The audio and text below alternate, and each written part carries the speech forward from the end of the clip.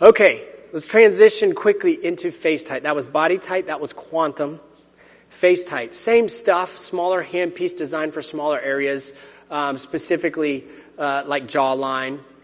I love the FaceTite. I probably do more FaceTite than anything else in the practice that's non-surgical. I just do FaceTite like crazy. It can be done through a tiny little 16-gauge stab in the office, local tumescent.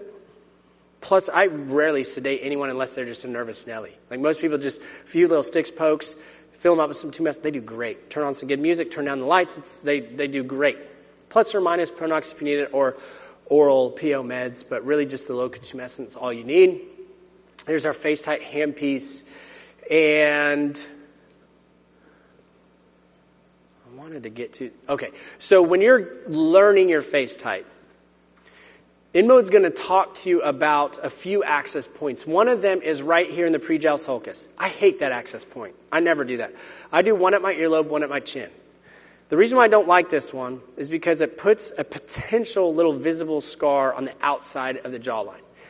Now, it's not a big deal because it's just a 16-gauge stab or a little 11-gauge poke, but if it turns into a little hypertrophic nodule, it can be a big deal in darker-skinned individuals.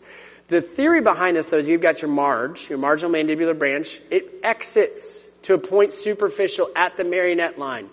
So anterior to the marionette, your marge is very superficial. That's where you could get in trouble. So they say start here and work away from that area of danger. This is your danger zone.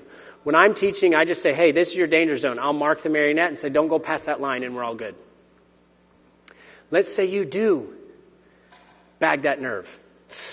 Oh, is he really going to talk about this on the mic? Yes, absolutely. I've had it happen.